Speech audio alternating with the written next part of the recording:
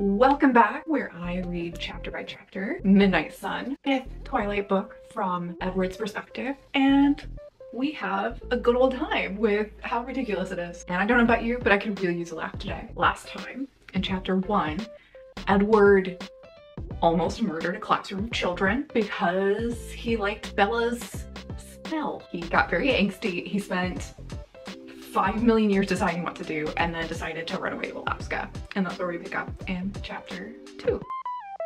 So we find out that he's been in Alaska for 6 days and has consistently pouted for all 6 days. One of the Alaskan vampires, Tanya, comes up to him and she apparently has been thinking over what she wants to say, which unfortunately doesn't matter because he just gets to read every version of what she is thinking about saying before she ever says it. He's sighing dramatically. She's pouting because he hasn't fallen in love with her, even though she's gorgeous. But then there's a casual mention of something that doesn't make any sense. Mostly, Tanya preferred human men.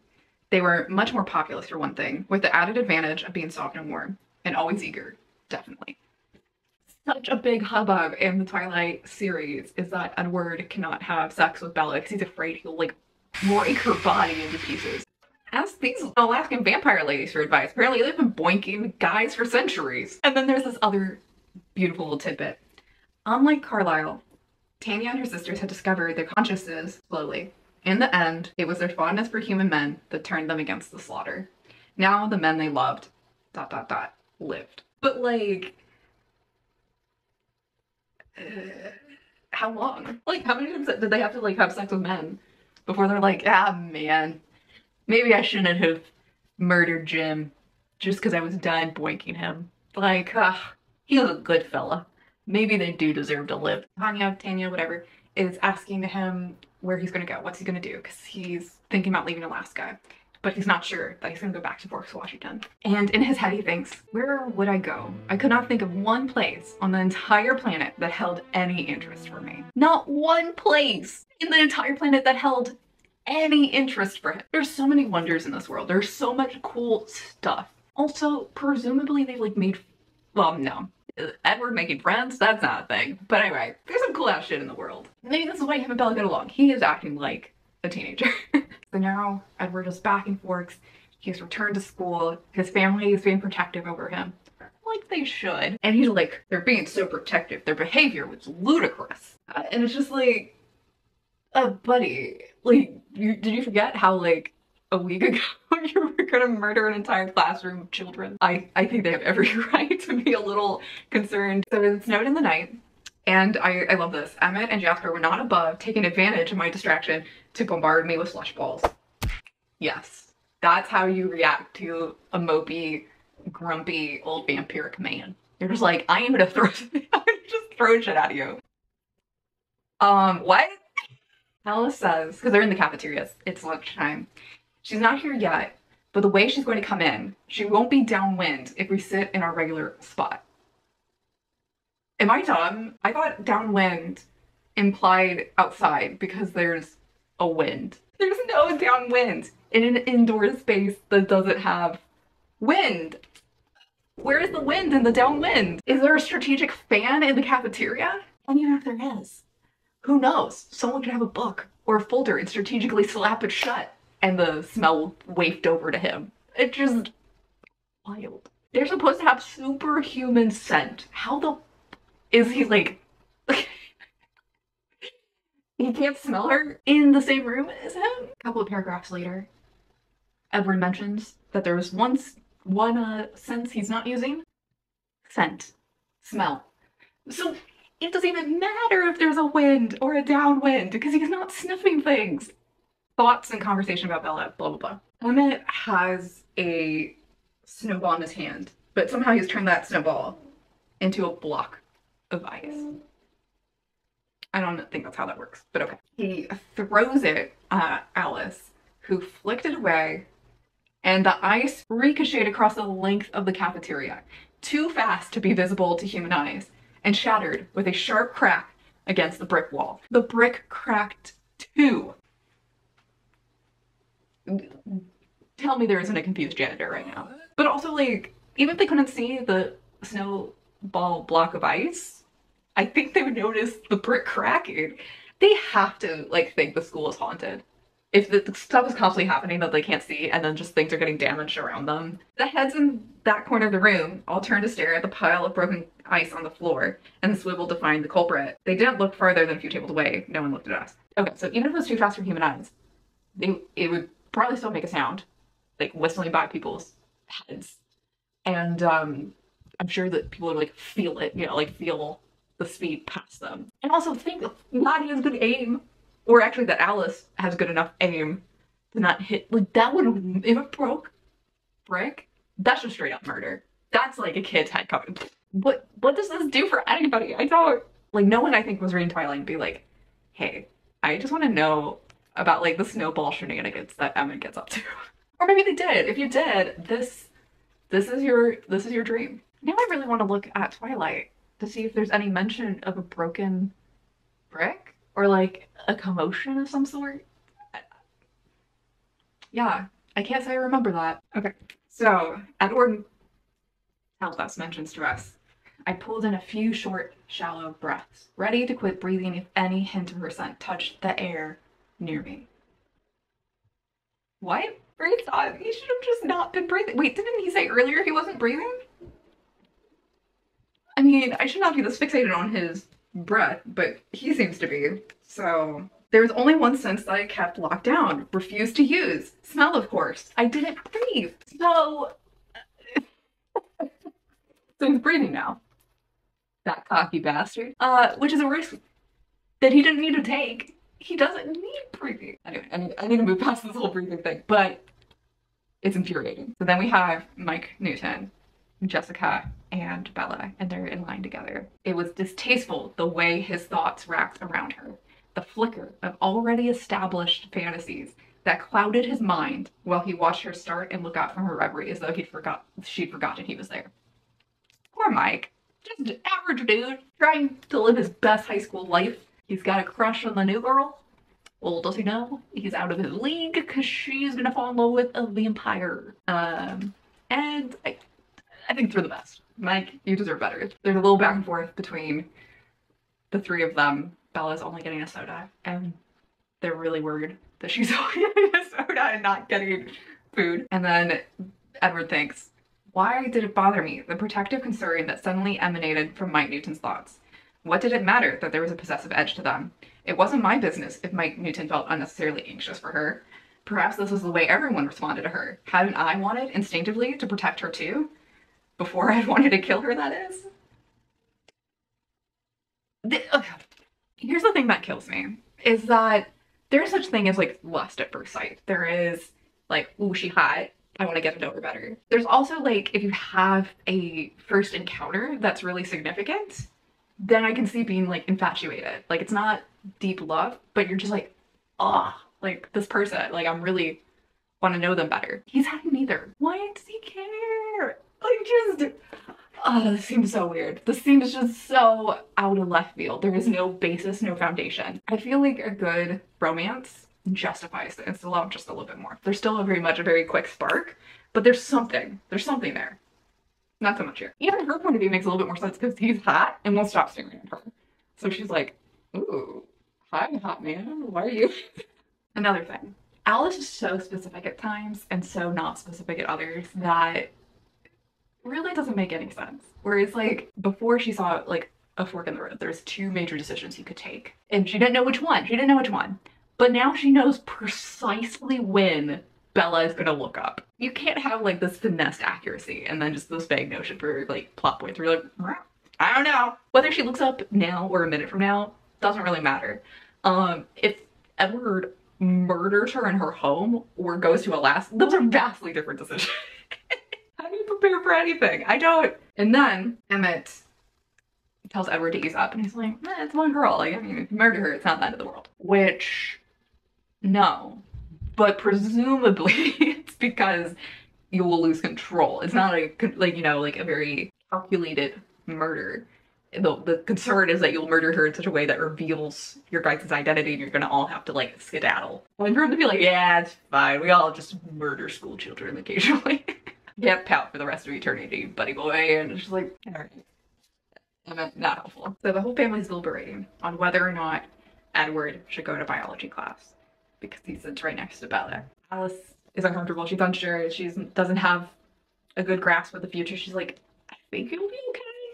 And then like as Edward thinks about it more, she's like, okay, it's firming up. I'm 93% sure that nothing bad will happen if he goes to class.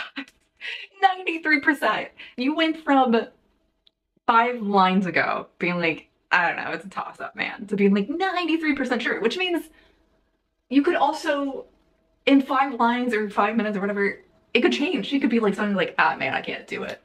I want a snack. Like, I don't know if you would call this the future. I think it's just, she's slightly better at gambling. So I think I got a little bit of clarity as to why Stephenie Meyer is announcing when he's taking some deep breaths and when he's not. And it's because apparently he can only speak for the amount of breath he has. Anyway, he's in biology class. He took a few deep breaths, or like 1 large deep breath before he entered. Now he's smiling at her and telling her his name. He's like, I had enough breath to speak for a while longer without inhaling. So apparently we need to really be prompt with this conversation because he can only last so long with his breath. Oh my God, you guys. So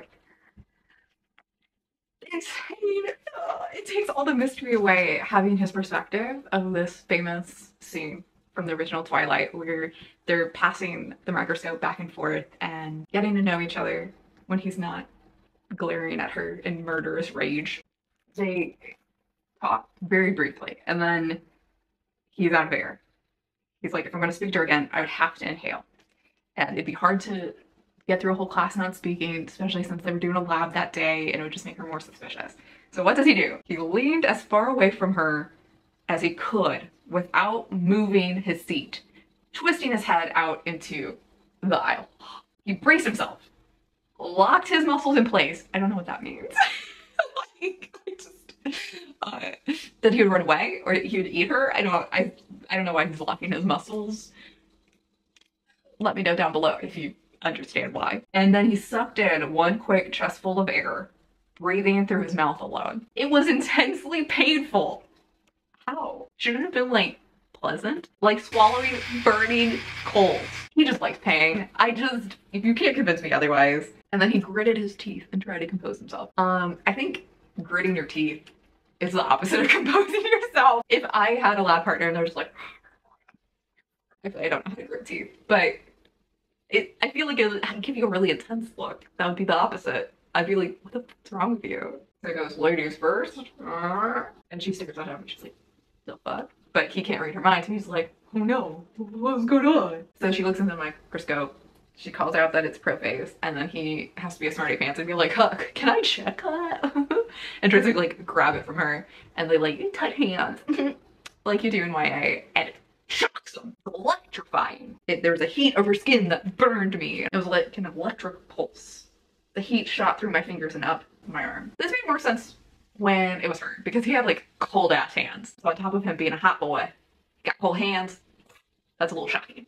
Him, I don't know why. I don't know why he's having this reaction. It's so intense and over the top. Then he agreed it was prophase. And this is what said next in his head. I was still too unsettled to look at her. Breathing as quietly as I could through my gritted teeth and trying to ignore the fiery thirst, I concentrated on the simple assignment. Breathing quietly. Why do you have to breathe quietly? Like, I mean, don't breathe loudly now. But like, what? And your teeth are gritted. Like, do you think if you just open your mouth that like you will just like blink and have like eaten her? I don't know what the gritted teeth is about.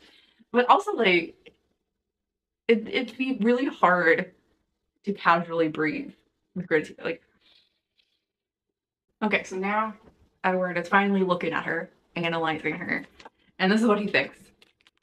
She was actually sort of pretty for a human in an unusual way. Better than being beautiful, her face was ... unexpected. Not quite symmetrical. Most people aren't. Her narrow chin out of balance with her wide cheekbones. Extreme in the coloring. The contrast of her light skin and dark hair. And then there were the eyes, too big for her face, brimming over with silent secrets. Okay. Oh my, that's unexpected. Like, he looks like an average Caucasian. This comment in Edward's brain just annoys me. When it's discovered that Bella was like an advanced placement program in Phoenix for science, he thinks she was advanced then. Intelligent for a human. Like, yes, so that means she's not dumb. But the for human thing bothers me because it's like most humans, if they're given the length of time and resources that Edward has, could be as smart as him. Yes, in the like human spectrum of intelligence, there's a range. But like being in like a high school, like advanced placement program, not that special. It doesn't really say much. As a washed up ex-gifted student, let me tell you, it didn't track as much as I thought it would. Now we're at the bit with the conversation, the back and forth between Edward and Bella about her family, why she chose to move there, why she hates the weather. Pretty much the same from Twilight. And this part is intriguing. Their little back and forth, they're both trying to figure each other out. I can see the idea that he's just gotten really lazy figuring people out because he could just read their minds. And that would be annoying to suddenly be like, oh, I gotta do this old-fashioned way. I gotta like ask you questions and make mistakes. Ew. But then the teacher asks for the class's attention. She turns away and then she like flings her hair. At the same time, he was about to take a breath. He's like, oh my god, I can't do it. A particularly concentrated wave of her scent hit the back of my throat. Here we are again with the aimed scent. Like the first day. Like the grenade. This is how powerful a girl going is to a vampire. It's kind of amazing, like lived in secret this long. He hadn't grasped the table again, but he didn't break anything at least. So the janitor would be happy.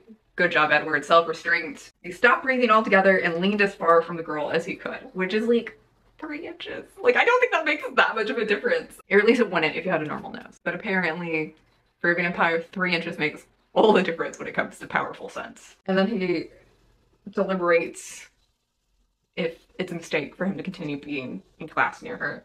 And when the bell sounds, he runs away. Then he and Emmett bump into each other, and Emmett, in his mind, is like talking back and forth to Edward, and through his mind relays an example of him coming across a scent that he can't resist. We find out how little willpower Emmett has, or maybe that most vampires have when they encounter someone who smells really good. You get this really lush, purplish prose scene of Emmett like walking down a path. There's like an apple orchard situation, and it's a country lane at dusk, and he's like la la la la la. And then he would have continued up the meandering cart path, and there would have been no reason to remember the evening, except that a sudden night breeze blew the white sheets out like sails and fanned the woman's scent across Emmett's face. Again, scent must be directed. Apparently it just sits heavy in the air. Unless there's a fan or a wind, no one can smell it. Even supernatural vampires with their supposed super sniffers that could smell a gajillion miles away, but only if the wind's blowing. And it had a late night snack, if you will. He just gobbled her up. Yeah, I don't think it says what time period this is in. So it's just vaguely in the past. But any modern day flubs, whoopsie doodles, I feel like there would be major consequences. We're almost done with this chapter, guys. Let's go. Okay, so we're at the end of this chapter. After biology, Edward ditches to like go pout in his car and just kind of mind reads Mike Newton's thoughts because he's in gym with Bella. He's just cranky because like, oh man, ugh, Mike talking to my girl. Bella doesn't mention much about Edward, and so Mike's like, great, I guess she's not that interested in him, which annoys Edward because he's like, she's not interested in me. And so he decides to stop listening to Mike Newton's mind, and he puts in a CD of violent music. I don't know what that means. What classifies as violent? I'm trying to think, because it's like he is a big music nerd that we know from the original series. But like he liked classical music. What would classify as violent music to him? I just don't think he would like have death metal music on hand. And of course he has a CD. He has a CD. Bless his heart. Gym comes to a close. The kids are gonna like file out to like go home. So he gets out of his car and just stands there in the like sprinkles Be like, oh man, I shouldn't do this. I really shouldn't be standing in my car. Like, why am I standing in my car? Will Bella notice me? Will she want to talk to me? Will like Bella notice me? Huh? Oh, her car she's already in her car. Duh. Okay, she's backing out. Oh my god. Nearly hits a chick, but doesn't. And like drives away. And that's the end of the chapter. Is him just like observing a high school girl back out at the parking lot. And him amused because she's like properly cautious about pulling out and driving away as if she's dangerous. Which, dude, no one in my high school knew how to like look for other cars. So I'm with Bella. You gotta like look 1,000,000,000 times because everyone just wants to go. We have reached the end of chapter 2. So much information about vampire sniffing. So much about scent that didn't need to be said. I'm more confused because she felt the need to try to explain it. I'm excited to see what chapter 3 brings us. It is called Risk. Yeah, let me know down below if you're enjoying this series thus far. Like and subscribe, and I'll see you next time. Bye!